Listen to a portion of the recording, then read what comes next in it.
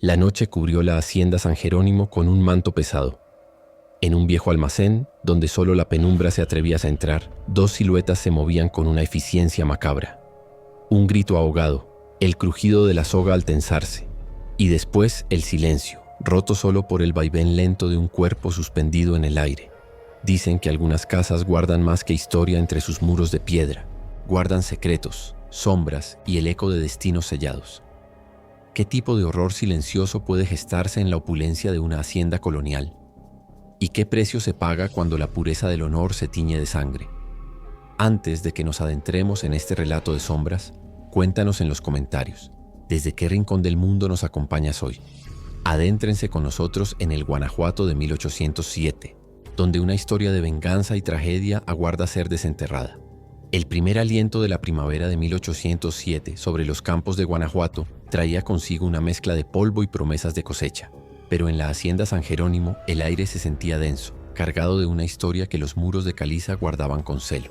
La estructura, imponente y antigua, se erguía como una fortaleza velada, sus torres de cantera gris escrutando un horizonte donde se mezclaban los verdes agaves con el perfil abrupto de las montañas.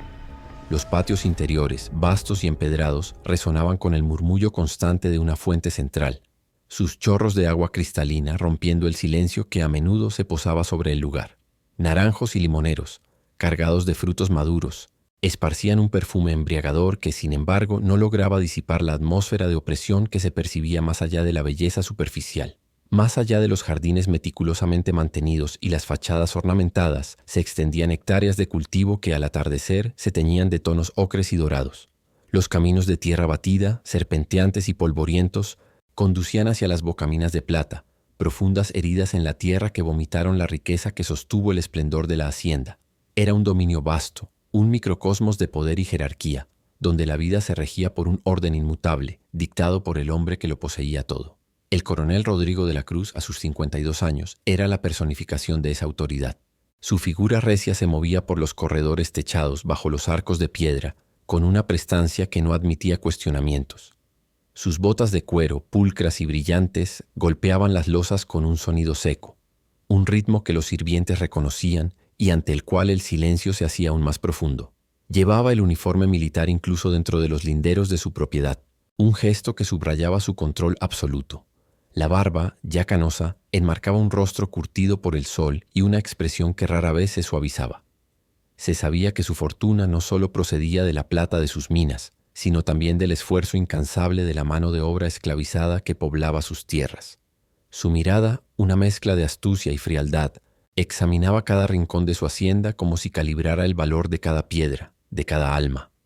Los criados y capataces mantenían la mirada baja en su presencia. Sus movimientos eran rápidos, casi furtivos. Se rumoraba en susurros apenas audibles en los patios traseros que las noches en la hacienda a veces traían consigo sonidos inusuales, ecos lejanos que los vientos de la montaña parecían transportar desde las alas menos transitadas. Un olor a miedo, sutil pero persistente, se aferraba a los tejidos de las estancias, especialmente en ciertas épocas del mes. Los rostros de algunas de las mujeres esclavizadas mostraban, al amanecer, una fatiga que trascendía el cansancio del trabajo, un velo de desasosiego que sus ojos intentaban ocultar con esfuerzo.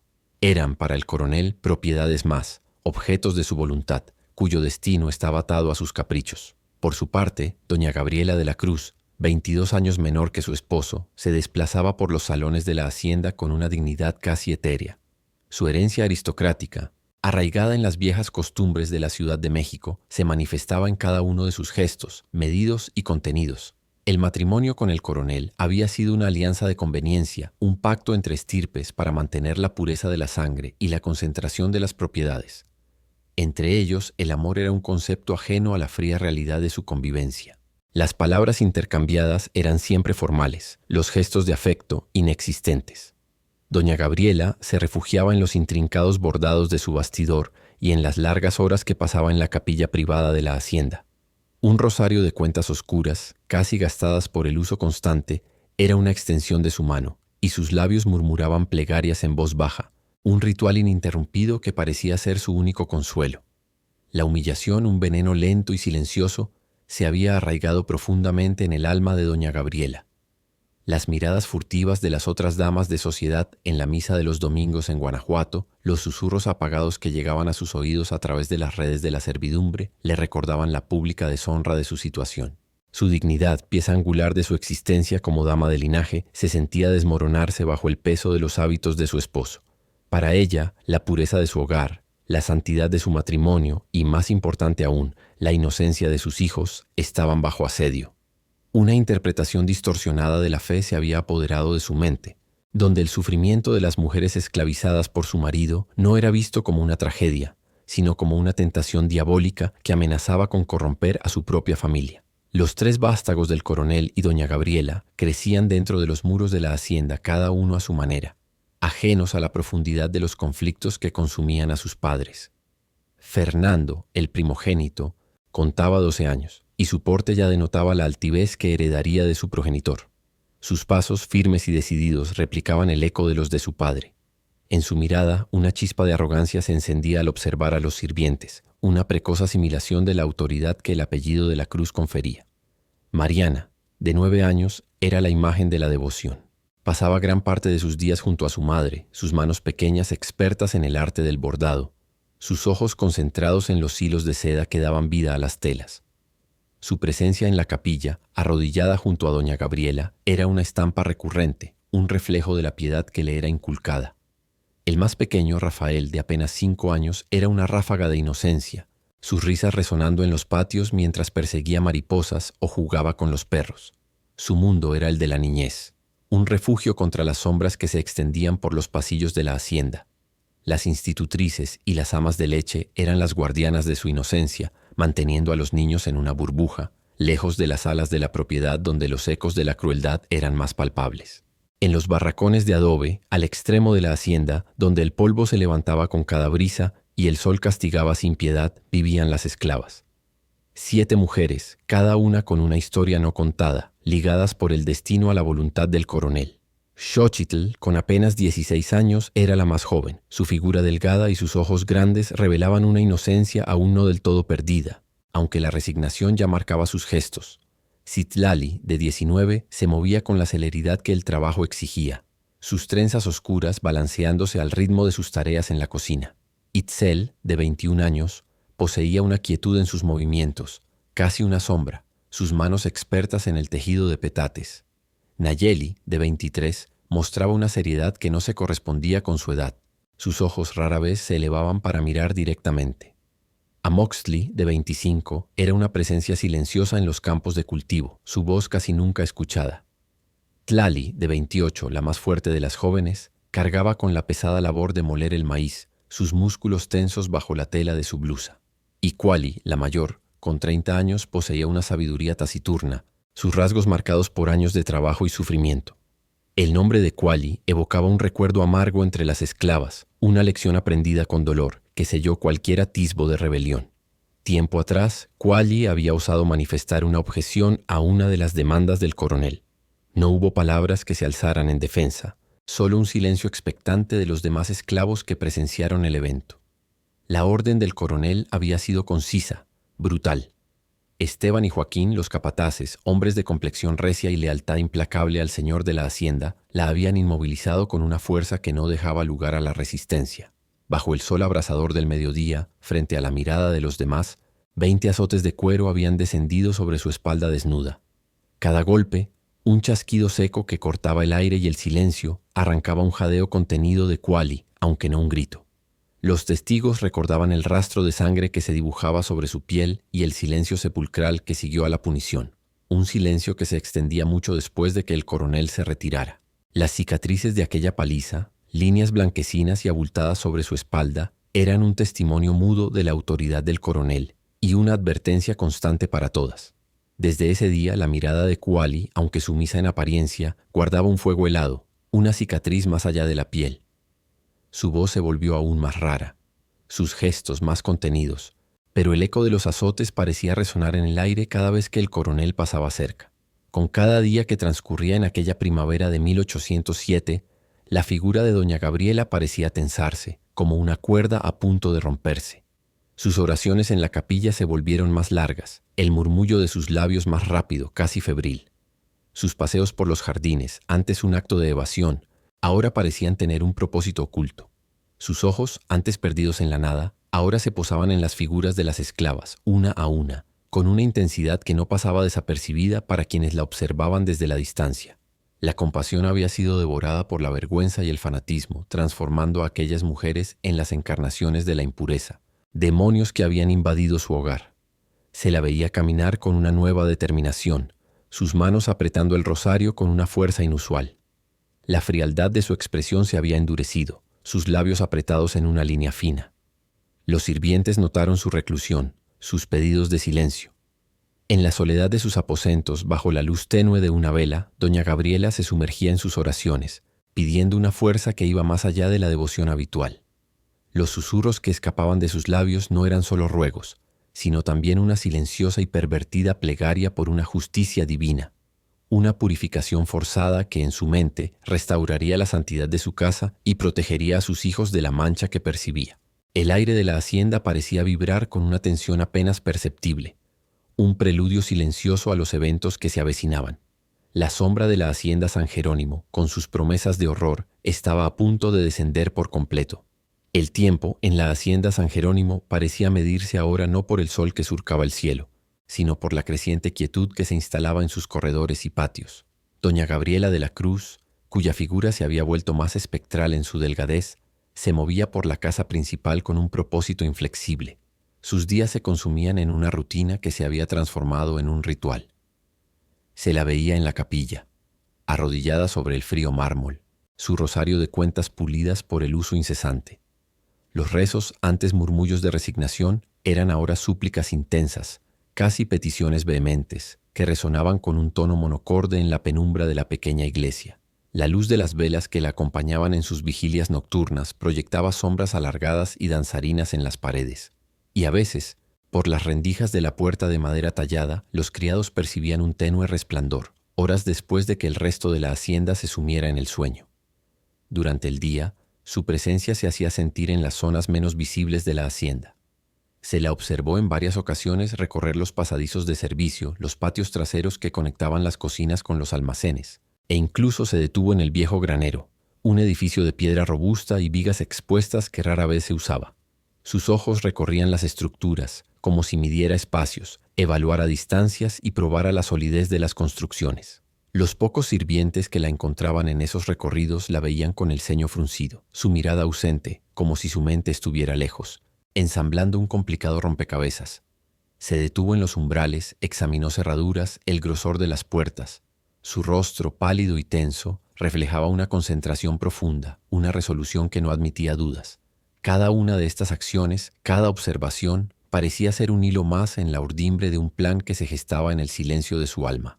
La humillación que había padecido durante años, alimentada por la percepción de la mirada ajena y la depravación de su marido, se había decantado en una certeza terrible. Solo a través de un acto de purificación radical, una justicia impuesta con mano firme, podría salvar la honra de su estirpe y proteger a sus hijos. Una tarde, mientras el sol se ponía con un dramatismo silencioso, doña Gabriela se acercó al patio de los establos.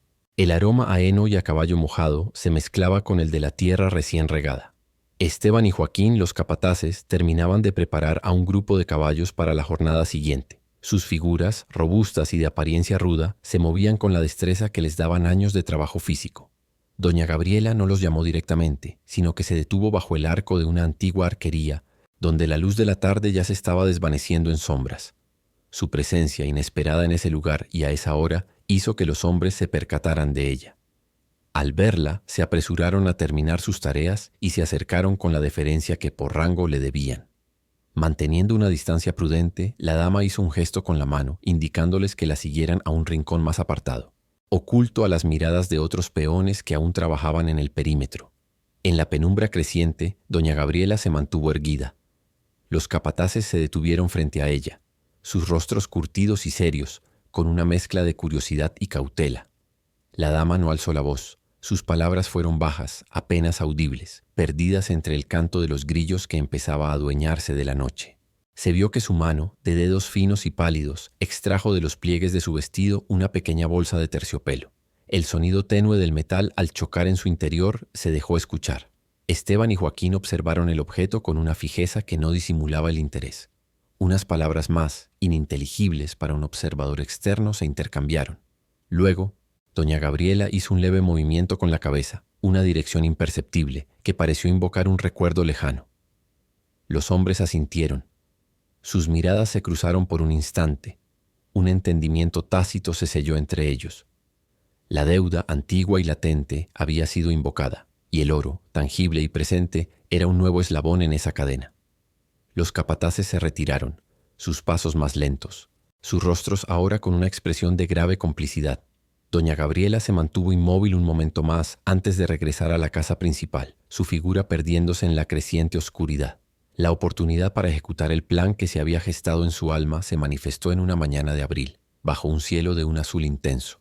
La hacienda estaba en un frenesí de actividad. Carretas cargadas de provisiones, escoltas a caballo, mulas cargadas de bultos. Todo indicaba la partida del coronel Rodrigo de la Cruz.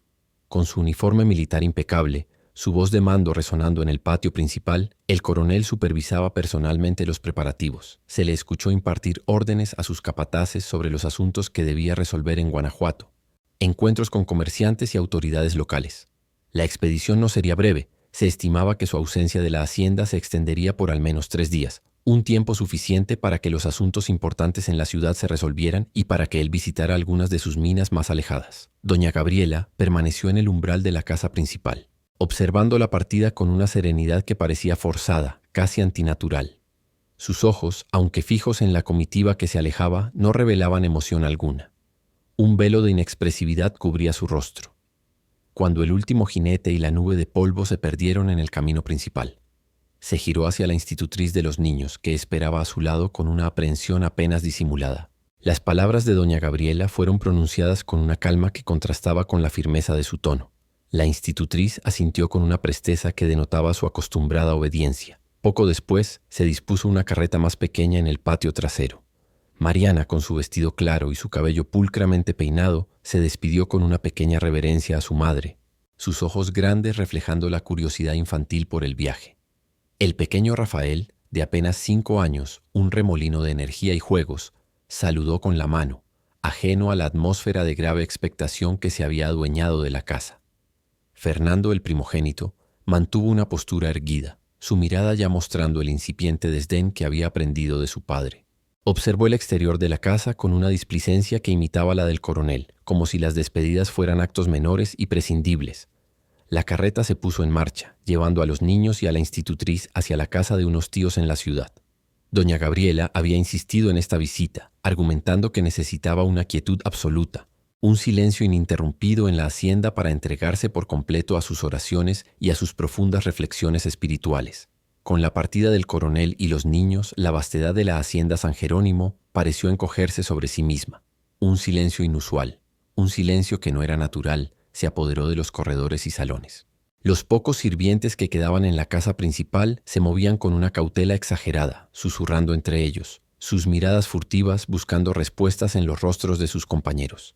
Percibían una tensión en el aire, una presencia invisible que vibraba en las paredes de piedra. La luz del sol comenzó su descenso, tiñendo el cielo de tonos carmesí y púrpura, y las sombras de los arcos y las columnas se alargaron, danzando como fantasmas en las paredes. El canto de los grillos, el lejano aullido de un coyote, eran los únicos sonidos que se atrevían a romper la quietud creciente. Una brisa fría que se levantó con el anochecer se colaba por las ventanas abiertas, moviendo las cortinas de terciopelo con un susurro que parecía el de voces silentes. Cuando la noche se asentó por completo, envolviendo la hacienda en una oscuridad palpable, las velas y las lámparas de aceite se encendieron en los salones principales, proyectando una luz temblorosa que apenas lograba disipar la penumbra. Doña Gabriela, vestida con un sobrio traje oscuro, su cabello recogido con una austeridad casi severa, emergió de sus aposentos. Su rostro, iluminado por la débil luz, mostraba una resolución que trascendía cualquier emoción, una frialdad que parecía haber congelado el tiempo en sus facciones. Se dirigió al patio principal, sus pasos resonando con una nitidez escalofriante en el silencio. Allí, bajo el manto estrellado de la noche, Esteban y Joaquín la esperaban. Sus figuras, robustas y sombrías, se mantenían inmóviles, como estatuas de piedra en la penumbra. Doña Gabriela les dirigió una mirada, un gesto apenas perceptible de su cabeza, que era a la vez una orden tácita. Los capataces asintieron en respuesta, con un entendimiento que no precisaba de palabras. Sin dudar, Esteban se separó del grupo, sus botas pesadas batiendo el polvo del patio, dirigiéndose hacia los barracones de los esclavos, su figura desapareciendo rápidamente en la profunda oscuridad de la noche. El golpe seco de una puerta al cerrarse resonó a lo lejos, y luego el silencio volvió a reinar, más denso, más opresivo que antes. Desde la casa principal, pasados unos minutos que se extendieron como siglos, se comenzaron a escuchar murmullos ahogados y el arrastrar de sandalias sobre el camino de tierra que conducía desde los barracones. Lentamente, bajo la luz fantasmal de la luna menguante, las siluetas de 7 mujeres emergieron de la oscuridad, avanzando en una fila silenciosa hacia la casa principal. Eran Xochitl, Citlali, Itzel, Nayeli, Amoxtli, Tlali y Cuali. Sus pasos eran lentos, sus cabezas bajas, sus figuras encorvadas por una mezcla de cansancio, confusión y una resignación ancestral. Esteban las conducía, su presencia imponente, su figura recortada contra la escasa luz. Joaquín, por su parte, permanecía cerca de doña Gabriela, sus ojos observando la procesión con una expresión indescifrable. Las mujeres se detuvieron en el patio principal. Sus ojos, acostumbrados a la penumbra de los barracones, se posaron en la grandeza de la casa, un lugar al que rara vez se les permitía el acceso, y menos aún en las horas más profundas de la noche. Se les había convocado, según se había dicho en los barracones, para una inspección de su trabajo, una revisión de las labores que realizaban. Era un pretexto inusual, sí, pero en la jerarquía de la hacienda, las órdenes de la patrona no se cuestionaban. Doña Gabriela permanecía inmóvil, observándolas en silencio, sus ojos fijos en cada una de ellas, sin parpadear. La atmósfera se tornó más espesa. El aire se sentía pesado, cargado de un presagio mudo que envolvía a todos los presentes. La noche había comenzado a develar su horror en la hacienda San Jerónimo, y el plan de doña Gabriela estaba a punto de desatarse. La noche se había sentado sobre la hacienda San Jerónimo como un sudario, frío y denso. El patio principal, antes vibrante de vida durante el día, ahora estaba envuelto en una penumbra casi absoluta. Las nubes que habían velado la luna a lo largo de la tarde se habían dispersado lo suficiente para permitir que un halo de luz pálida se filtrara, apenas iluminando las siluetas de doña Gabriela, Esteban y Joaquín, así como las de las 7 mujeres inmóviles que esperaban en el centro del empedrado. Un silencio profundo, casi sepulcral, se había apoderado de la vasta propiedad, roto solo por el susurro del viento entre los arbustos lejanos y, de vez en cuando, el leve crujido de las sandalias de las esclavas al moverse ligeramente, una inquietud apenas perceptible que se extendía entre ellas como una enfermedad silenciosa. Doña Gabriela, con el rosario de cuentas oscuras apretado hasta blanquear sus nudillos, hizo un gesto con la cabeza, una indicación fría y precisa hacia un pasillo lateral, estrecho y sumido en la oscuridad, que se abría en la parte trasera de la casa principal, conduciendo a las entrañas menos transitadas de la hacienda. Los capataces entendieron la señal sin necesidad de palabras. Su entendimiento era una complicidad cimentada en la lealtad y el oro. Esteban, sin una palabra, se volvió hacia las mujeres y con un ademán brusco de su mano robusta les indicó que lo siguieran. Las figuras, ya resignadas, comenzaron a moverse lentamente, una tras otra, por el pasillo estrecho. Sus pasos, antes amortiguados, ahora casi inaudibles, se perdían en la creciente oscuridad, mientras Joaquín se mantenía un paso detrás de doña Gabriela, sus ojos vigilantes, escudriñando los movimientos de las esclavas, como un pastor que reúne a su rebaño. El trayecto por el pasillo fue breve en distancia, pero cada metro parecía alargarse bajo el peso de la incertidumbre y el presagio. El pasillo desembocaba en un patio trasero más pequeño, un área oculta y menos frecuentada de la hacienda, donde las sombras de los árboles centenarios se extendían como brazos fantasmales. En un extremo de este patio se alzaba una edificación de piedra de una robustez imponente, sin ventanas, con una puerta de madera maciza, carcomida por el tiempo y el olvido, el antiguo depósito de granos. Era un lugar que había perdido su función original hacía años, ahora un mero receptáculo de polvo, de historias pasadas, y de una oscuridad que parecía eterna. Esteban, con un empujón decidido, abrió la pesada puerta. El chirrido lúgubre de los goznes oxidados resonó en la quietud de la noche, un sonido agudo que se clavó en los oídos de las mujeres. La puerta cedió, revelando una negrura impenetrable en el interior. Un olor rancio y dulzón, Una mezcla de humedad, polvo y el persistente aroma a cereal viejo emanó del recinto envolviendo a los presentes. Las mujeres se detuvieron en el umbral, sus ojos intentando penetrar la oscuridad con una mezcla de temor y una curiosidad mórbida. Doña Gabriela permaneció en el patio, erguida, su figura casi inmaculada en su sobrio vestido oscuro. Sus labios se movían sin cesar, en un murmullo constante de oraciones, una letanía ininterrumpida que era apenas audible, pero que resonaba con una intensidad que parecía perforar la misma noche. La brisa nocturna, fría y silenciosa, apenas agitaba las hojas de los árboles cercanos, añadiendo una capa más a la atmósfera opresiva. Con un gesto imperceptible de su mano, doña Gabriela indicó la entrada de la primera. Xochitl, la más joven, de apenas 16 años, con una fragilidad que se hacía más evidente bajo la luz tenue, fue empujada suavemente por Esteban.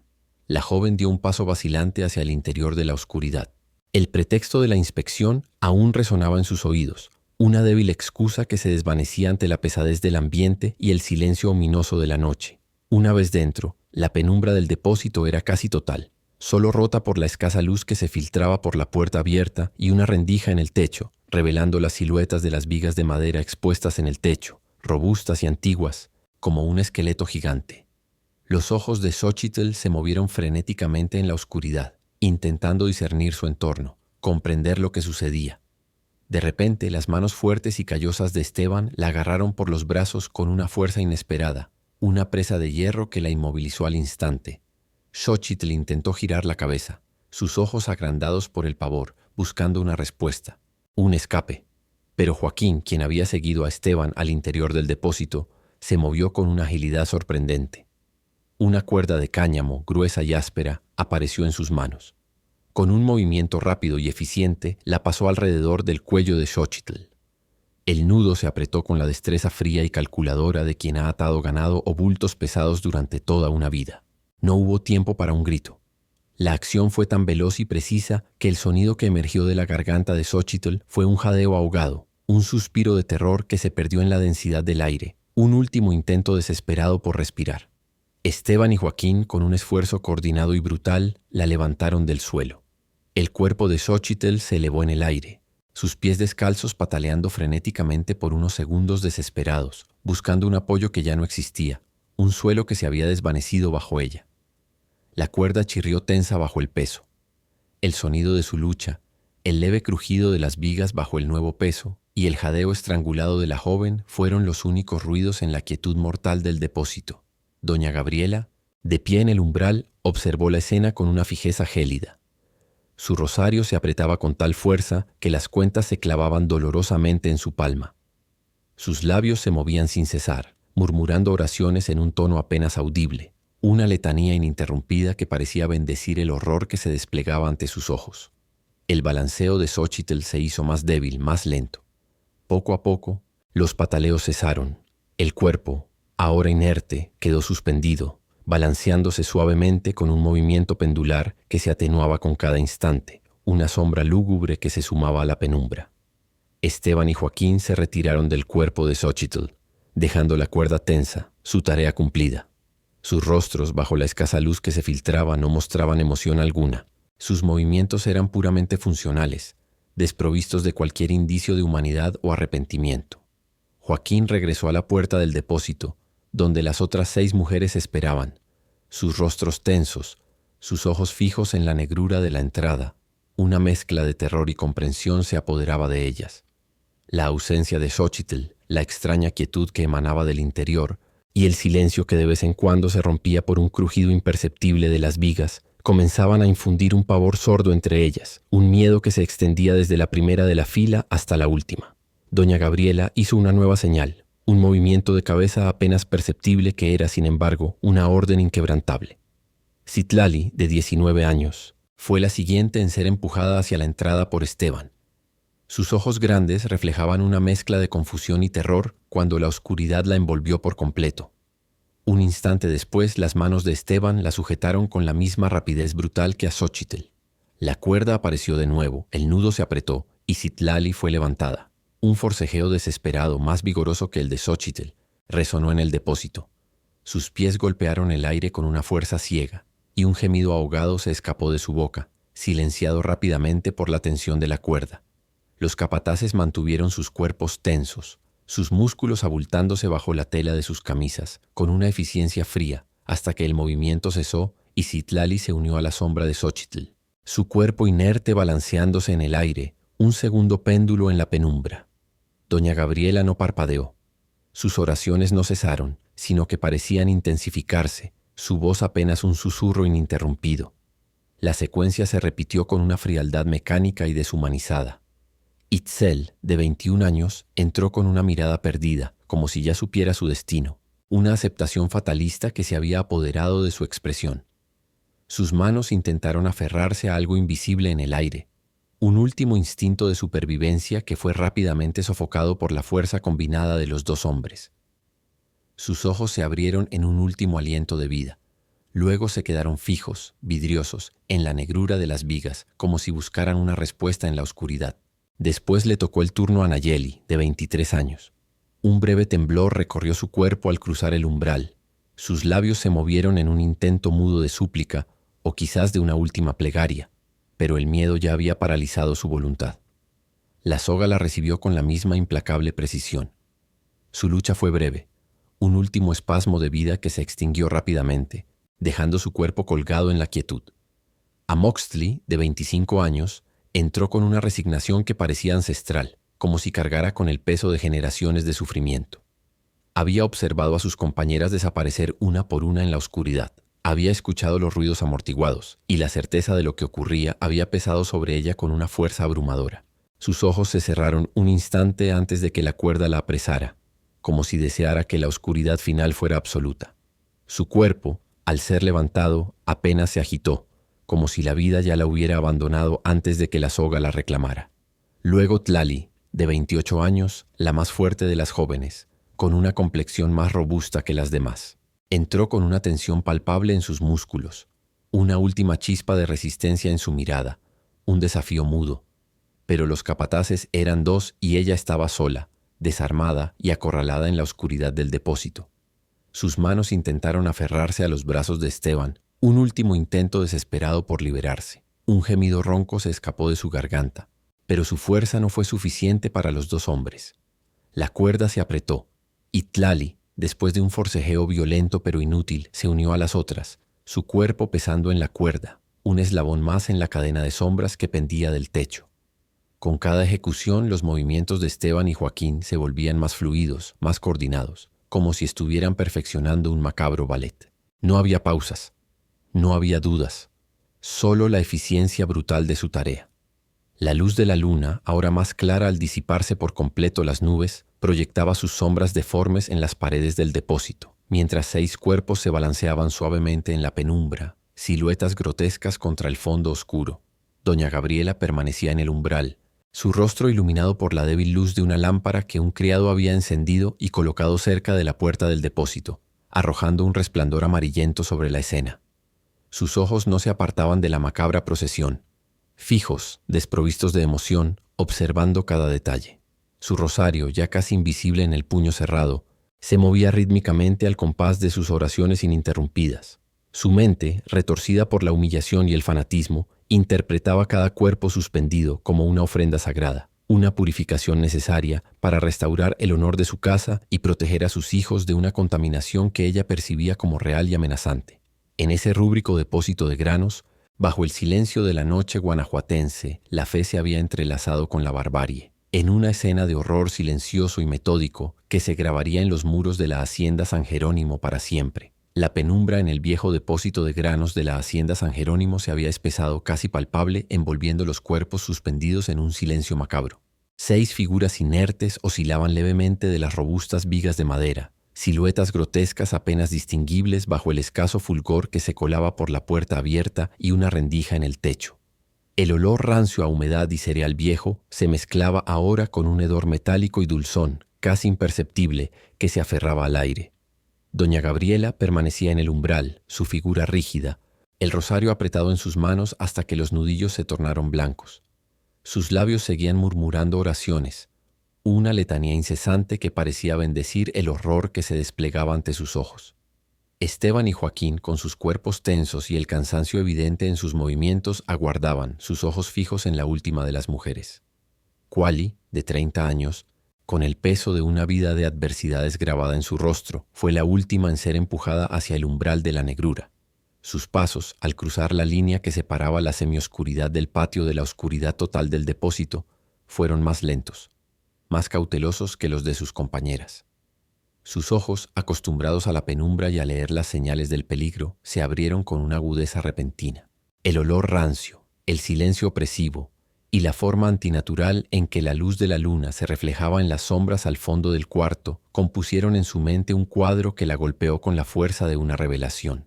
En la penumbra, sus ojos discernieron las formas colgantes, los contornos de las piernas descalzas que pendían, los rostros ocultos en la sombra. 6 cuerpos. 6 de sus compañeras. Sus mentes ya no estaban allí. Sus vidas habían sido arrebatadas. No había inspección. No había trabajo. Era una trampa. Un estremecimiento recorrió el cuerpo de Kuali. No de pavor paralizante, sino de una comprensión helada que despertó un instinto primitivo de supervivencia. Su cuerpo, curtido por años de trabajo y sufrimiento, reaccionó antes de que Esteban o Joaquín pudieran acercarse del todo. Con un impulso desesperado, Kuali se lanzó hacia adelante. No fue un grito lo que escapó de sus labios, sino un gruñido bajo y gutural, casi animal. Su objetivo no fue Esteban, que se había adelantado, sino Joaquín, que se encontraba más cerca, su rostro apenas visible en la penumbra. Kuali se abalanzó contra él con una furia salvaje. Sus dientes, apretados y afilados por la desesperación, se clavaron con una fuerza brutal en el antebrazo de Joaquín, justo debajo del codo. Joaquín profirió un grito ahogado de dolor. Su cuerpo se encogió en un espasmo de sorpresa y angustia. La sangre caliente y salada inundó la boca de Kuali. El capataz intentó zafarse, su mano libre golpeando el hombro de Kuali, pero ella se aferró con la tenacidad de una fiera acorralada. Esteban, sorprendido por la reacción inesperada de la esclava, se quedó inmóvil por un instante crucial, su mente tardando en procesar el caos repentino. Ese instante fue suficiente. Kuali soltó a Joaquín, su boca manchada de sangre y con una agilidad sorprendente para su edad y complexión, se giró. Los ojos de Esteban se abrieron con sorpresa cuando la vio pasar como una ráfaga. Con un movimiento evasivo, Kuali eludió el brazo de Esteban que intentaba atraparla. Se lanzó hacia la puerta del depósito, cruzando el umbral a una velocidad asombrosa. En el patio trasero, la luz de la luna le dio un fugaz respiro. Sus pies, acostumbrados a la tierra y la piedra, apenas tocaron el suelo mientras corría. El sonido de su aliento entrecortado era el único ruido que escuchaba. Doña Gabriela, que había presenciado la escena desde el umbral del depósito, vio la figura de Kuali desvanecerse en la oscuridad del patio. Su rostro, hasta entonces una máscara de fría resolución, se contrajo en una mueca de furia incontrolable. «Deténganla. No dejen que escape». La voz de doña Gabriela por primera vez se alzó por encima del murmullo de sus oraciones, un grito agudo y desesperado que resonó en el silencio de la hacienda. Los capataces se movieron, pero con una lentitud evidente. Joaquín, con su brazo ensangrentado y el rostro pálido de dolor, se tambaleaba. Esteban, exhausto por las ejecuciones anteriores y la sorpresa del ataque de Kuali, reaccionó con una lentitud impropia de su agilidad. Para cuando intentaron seguirla, Kuali ya había desaparecido por un pasillo lateral, sus pasos resonando brevemente sobre las losas de piedra, luego desvaneciéndose en el eco de la noche. Los capataces corrieron por los corredores, sus botas golpeando el suelo con una torpeza que delataba su agotamiento. Sus voces, antes disciplinadas, ahora eran exclamaciones de frustración y rabia. Pero Kuali era más rápida. Conocía cada rincón de la hacienda, cada pasadizo secreto, cada puerta trasera que conducía a la libertad de los campos. La oscuridad de la noche mexicana fue su cómplice, envolviéndola en su manto. Corrió sin mirar atrás, el sonido de su propia respiración, un silbido en sus oídos, el dolor en sus pulmones, un motor que la impulsaba hacia adelante. Cruzó los campos de agave, sintiendo las hojas afiladas rozar sus piernas desnudas, saltó cercas, se abrió paso entre la vegetación densa. No se detuvo hasta que el contorno oscuro de la hacienda San Jerónimo se desvaneció por completo detrás de ella, engullido por la inmensidad de la noche. La luna trazó su arco completo en el cielo, y el sol se alzó y se puso 3 veces más sobre los campos de Guanajuato antes de que el coronel Rodrigo de la Cruz regresara a la hacienda San Jerónimo. La comitiva, aunque menos numerosa que a la partida, mantenía el mismo aire de poder y ostentación. El coronel, impecable en su uniforme, descendió de su caballo con la misma autoridad de siempre. Fue recibido en el patio principal por doña Gabriela, cuyo semblante a primera vista parecía inalterado. Su rostro mostraba la misma serenidad controlada de siempre, como si los días de ausencia del coronel hubieran sido una extensión de la calma habitual. Doña Gabriela, con una voz fría y clara, se acercó a su esposo. Sus palabras fueron concisas y carentes de cualquier emoción palpable. Informó al coronel que las 7 esclavas habían desaparecido durante la noche, probablemente huyendo hacia las montañas en busca de libertad. Su relato era convincente, articulado con una frialdad que ocultaba cualquier vestigio de la furia y el miedo que la habían consumido días antes. El coronel, al escuchar la noticia, se puso furioso. Su enojo no era por la posible suerte de las mujeres, sino por la pérdida económica que representaba la propiedad fugada. Se le escuchó vociferar órdenes, exigir que se organizaran partidas de búsqueda de inmediato. Sin embargo, las búsquedas que se organizaron fueron en su mayoría superficiales. Capataces y algunos peones a caballo recorrieron los senderos cercanos y los primeros tramos de las montañas, pero su esfuerzo fue más una formalidad que una búsqueda genuina. La vida de los esclavos era para el coronel desechable. Su valor residía en su capacidad de trabajo. Tenía otros asuntos más lucrativos y apremiantes que demandaban su atención. Y la búsqueda de 7 mujeres que probablemente se habían perdido en la inmensidad de la sierra no era una prioridad. Los hombres regresaron al cabo de pocas horas, alegando que no habían encontrado rastro alguno de las fugitivas. Fernando, el primogénito de 12 años que había regresado con su padre, escuchó la historia con un gesto de desdén.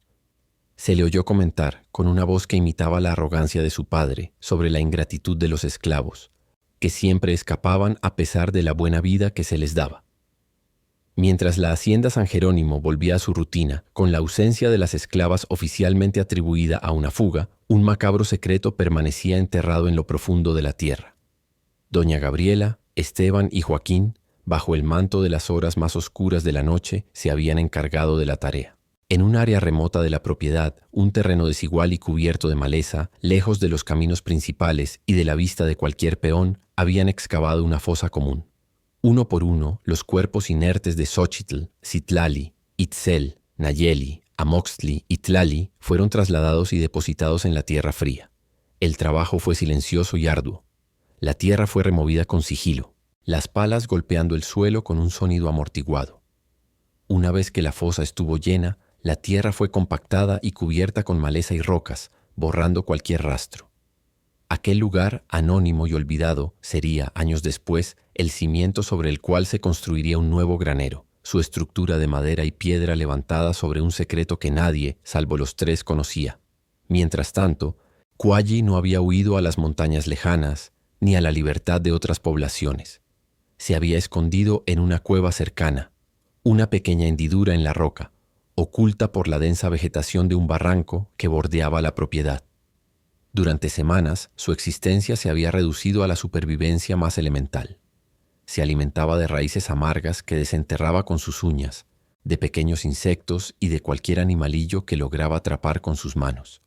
La sed se mitigaba con el rocío de la mañana o con los pequeños charcos de agua de lluvia. Sus noches las pasaba acurrucada, el frío de la cueva calándole los huesos, sus oídos atentos a cada sonido del exterior, sus ojos escrutando la oscuridad. Pero a pesar de la brutalidad de su existencia, su mente no se había entregado al olvido. La imagen de sus 6 compañeras, sus cuerpos inertes balanceándose en la penumbra del depósito, se había grabado a fuego en su memoria. Era una visión recurrente que la asaltaba en la vigilia y en los breves sueños. El horror de aquella noche, el frío cálculo en el rostro de doña Gabriela, la sangre de Joaquín en su boca, todo se amalgamaba en una única y poderosa emoción. Su instinto de supervivencia, crudo y primitivo, se transformó.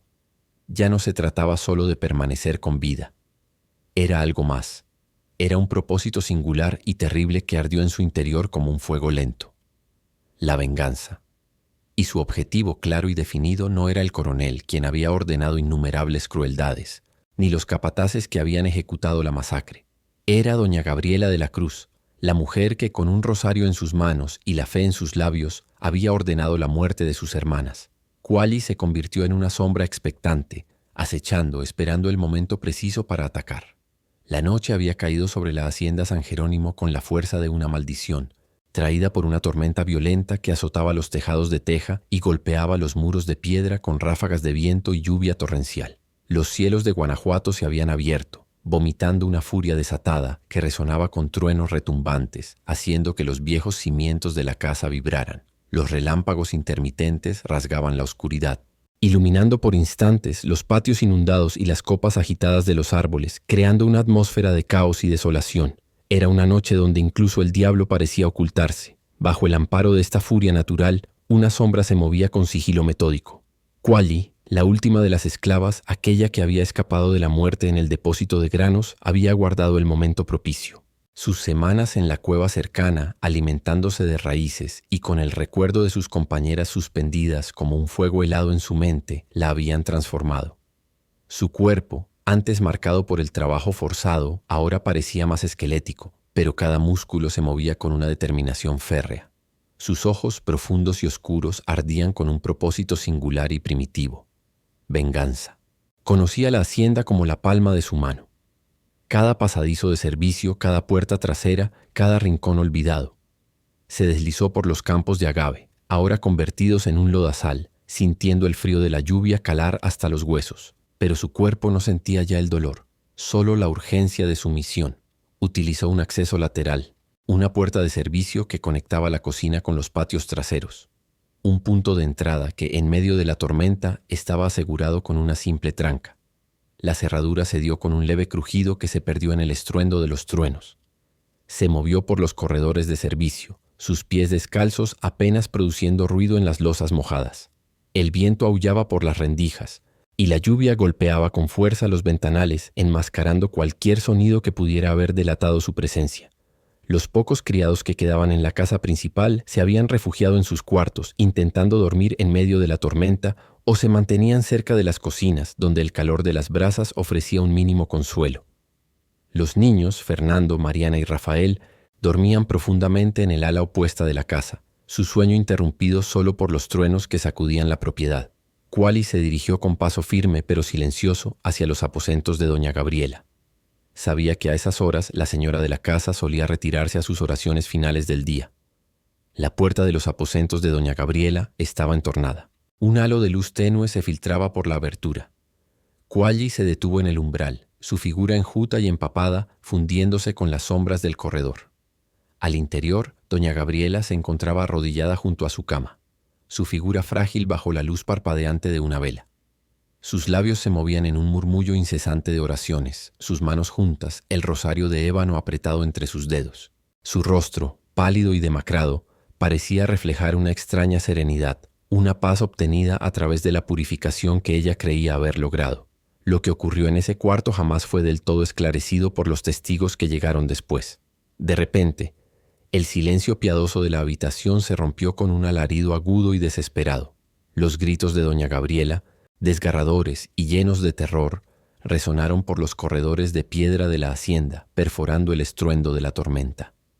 Hubo un sonido de lucha, muebles que se arrastraban, un golpe sordo y luego un silencio abrupto, más aterrador que el clamor anterior. Los gritos de doña Gabriela alertaron a los criados más cercanos, quienes, sobresaltados de sus camas, corrieron por los corredores, sus pasos precipitados y temblorosos. En el ala de los niños, los alaridos habían despertado a Fernando, Mariana y Rafael. Los pequeños, aterrorizados por el ruido inusual y la intensidad de los gritos, se levantaron de sus camas, sus ojos grandes y llenos de miedo en la oscuridad. Fernando, con apenas 12 años, el primogénito, fue el primero en reaccionar. Su curiosidad, mezclada con un terror inminente, lo impulsó a salir de su cuarto. Abrió la puerta y se asomó al corredor. La poca luz de una lámpara de aceite que un criado había encendido apresuradamente revelaba las sombras danzantes en las paredes. Mientras Fernando avanzaba por el corredor, el griterío de los criados se acercaba. Al llegar a la puerta de los aposentos de su madre, se detuvo, paralizado. El escenario que se desplegaba ante sus ojos en esos últimos segundos quedó grabado para siempre en su memoria. Doña Gabriela yacía en el suelo, su elegante vestido manchado de sangre oscura que se extendía en un charco sobre las losas de piedra. Una navaja de cocina, de hoja reluciente, estaba clavada en su abdomen. Sobre ella la figura de Quali, enjuta y empapada, se movía. Su rostro, iluminado por la débil luz de la vela, no mostraba expresión. Sus ojos parecían vacíos, desprovistos de cualquier emoción, excepto quizás una sombría satisfacción. De los labios de Kuali escapaban palabras guturales, una cadencia rítmica en náhuatl, una lengua que Fernando no comprendía, pero que sonaba antigua, extraña y aterradora en la quietud recién impuesta. La imagen, su madre ensangrentada, el rostro impasible de la esclava, las palabras incomprensibles, se imprimiría en el alma de Fernando como una herida que jamás cicatrizaría. Los gritos de la institutriz, que había acudido corriendo al escuchar el alboroto, resonaron por el corredor. Rápidamente tomó a Mariana y a Rafael, quienes se habían asomado a sus habitaciones, sus pequeños rostros pálidos de terror. La institutriz los alejó de la escena, cubriendo sus ojos y oídos, intentando protegerlos de una visión que ya había marcado al primogénito. En ese momento, Esteban y otros hombres de la hacienda, alertados por los gritos, irrumpieron en el cuarto. Kuali no ofreció resistencia. Su cuerpo se mantuvo inmóvil sobre doña Gabriela, como si su tarea hubiera terminado. Sus ojos, vacíos de miedo o arrepentimiento, no se apartaban del rostro de la señora. Permitió que la sujetaran, que la apartaran del cuerpo de doña Gabriela. Sus movimientos eran los de un autómata, su expresión, la de quien ha cerrado un ciclo. Doña Gabriela de la Cruz no murió de inmediato. Agonizó por 3 días interminables, su cuerpo consumido por una fiebre violenta que se extendió desde la herida infectada en su vientre. Los criados la cuidaron, alternándose en sus guardias, observando su sufrimiento con una mezcla de piedad y terror. El pequeño Rafael, con apenas 5 años, permanecía a su lado, sus ojos grandes y llenos de lágrimas, sin comprender del todo la tragedia que se cernía sobre su madre. Mariana, arrodillada junto a la cama, murmuraba oraciones, sus manos aferradas a un rosario, buscando consuelo en una fe que para ella aún no se había retorcido. En su delirio febril, doña Gabriela invocó a un sacerdote. Un anciano clérigo de Guanajuato, de nombre Padre Miguel, acudió a la hacienda en medio de la tormenta que aún rugía con intermitencia. El sacerdote permaneció en el cuarto por largas horas, la tenue luz de las velas iluminando su rostro grave. Se le escuchó salir del cuarto, su rostro aún más pálido, su mirada turbada. Doña Gabriela, en el sacramento de la confesión, había revelado los asesinatos de las 7 esclavas. El padre, atado por el juramento sagrado del secreto de confesión, mantuvo sus labios sellados, llevándose la verdad a la tumba. Sus últimas palabras, pronunciadas con un aliento apenas perceptible, fueron dirigidas a Fernando, quien permanecía a su lado con el rostro endurecido por el horror. Proteja la honra de esta familia. Un mandamiento oscuro, pesado, que se clavó en el alma del primogénito. Kuali, por su parte, fue juzgada sumariamente. La justicia colonial de la época era rápida y brutal para los esclavos que atentaban contra sus amos. Condenada a la horca por el asesinato de una dama noble, no se defendió. Se mantuvo en silencio durante todo el proceso. Sus ojos vacíos, su rostro impasible. No imploró piedad ni mostró arrepentimiento. Su condena fue sellada sin demora. El día de su ejecución, la plaza principal de Guanajuato se llenó de una multitud curiosa y morbosa. El cielo estaba plomizo, un reflejo sombrío del ánimo general. Kuali fue conducida al cadalso, su figura enjuta destacándose contra el telón de fondo de la sombría horca. Sus ojos antes vacíos ahora parecían albergar una extraña luz, una especie de satisfacción serena. Antes de que el verdugo pudiera cumplir su cometido, Kuali pronunció sus últimas palabras, no en náhuatl, sino en un español claro y pausado, resonando en el silencio expectante de la plaza. 6 almas me esperaban. Ahora somos 7 caminando juntas. Un presagio escalofriante, una declaración que hizo que muchos de los presentes se estremecieran y que quedaría grabada en la memoria popular. El coronel Rodrigo de la Cruz vivió 14 años más, pero jamás se recuperó de la muerte de su esposa. Se tornó un hombre recluso, su antigua autoridad opacada por una paranoia creciente. Rara vez abandonaba los muros de la hacienda, sus ojos, antes fríos y calculadores, ahora parecían escudriñar sombras invisibles. La tragedia marcó a sus hijos de maneras irrevocables. Fernando, el primogénito, asumió las propiedades a los 26 años, pero jamás se casó. La imagen de su madre ensangrentada y el mandamiento de proteger la honra se convirtieron en una obsesión. Dedicó su vida a mantener el apellido de la Cruz Inmaculado en una búsqueda estéril de una pureza que ya se había perdido en la sangre. Mariana, a los 18 años, ingresó a un convento, buscando expiación por pecados que en su inocencia no comprendía, pero que sentía pesar sobre su alma como una losa. Rafael, el más joven, quien había perdido a su madre a los 5 años, desarrolló terrores nocturnos que lo acompañaron hasta la edad adulta, sus gritos a veces resonando en los pasillos de la hacienda durante las noches sin luna. El coronel, en un intento por borrar el rastro de la tragedia, ordenó que el antiguo depósito de granos, el cuarto donde las mujeres habían sido enforcadas, fuera sellado con ladrillos. Las puertas y ventanas fueron tapiadas, y el lugar se convirtió en un sarcófago de piedra, una cicatriz en la geografía de la hacienda. Años después, cuando operarios intentaron demolerlo para una expansión de la casa, se cuenta que 3 de ellos se enfermaron misteriosamente con fiebres violentas, sus cuerpos consumidos en cuestión de días. La obra fue abandonada y el cuarto permaneció clausurado, un testamento silencioso de lo que había ocurrido. A lo largo de los siglos, la hacienda San Jerónimo pasó por diferentes manos. Sus dueños cambiaron, pero la memoria de aquellos sucesos se aferró a sus muros. Se cuenta que en el siglo XX, los trabajadores rurales que vivieron en la propiedad relataron haber escuchado llantos femeninos que venían de la zona del antiguo granero, especialmente en las noches sin luna. Algunos juraron haber visto sombras de mujeres con cuerdas en el cuello, caminando por los campos al amanecer, sus figuras etéreas desvaneciéndose con los primeros rayos del sol. Pero esos son solo ecos, susurros de lo que realmente sucedió en aquel abril de 1807, cuando el orgullo herido de una mujer y madre se transformó en un baño de sangre, cuando la venganza de una sobreviviente cerró el círculo de la crueldad, y cuando 3 niños inocentes tuvieron sus almas marcadas para siempre por secretos que aún persisten, flotando como una niebla densa sobre aquellas tierras ancestrales. Y así, el velo de la noche se descorrió sobre la hacienda San Jerónimo, revelando un ciclo de sangre y secretos que se tejió entre la soberbia de un coronel, la devoción retorcida de una dama y la sed de justicia de una esclava. El eco de los alaridos de doña Gabriela aún resonaba en los pasillos de piedra, un testimonio mudo de una venganza que cerró el círculo. La imagen de Quagli, los ojos vacíos de miedo, sus últimas palabras en la plaza. 6 almas me esperaban. Ahora somos 7 caminando juntas. Quedaron grabadas no solo en la memoria de los presentes, sino en el alma misma de Guanajuato. 3 niños, Fernando, Mariana y Rafael, fueron los herederos involuntarios de este horror, sus vidas marcadas por sombras que se negaron a desvanecerse con el paso del tiempo. La hacienda San Jerónimo, con su cuarto tapiado y sus murmullos nocturnos, se convirtió en un monumento a la fatalidad, un recordatorio sombrío de cómo el orgullo, la humillación y el fanatismo pueden desatar fuerzas incontrolables. Es una advertencia, susurrada por el viento entre los agaves y el crujir de las viejas maderas, que la justicia, cuando se distorsiona, puede teñir el alma con la más oscura de las sangres. Después de escuchar este relato, esta leyenda tejida en el corazón de México, ¿qué pensamiento los acompaña?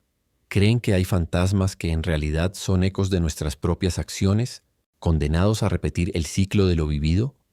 Déjenos sus reflexiones en los comentarios.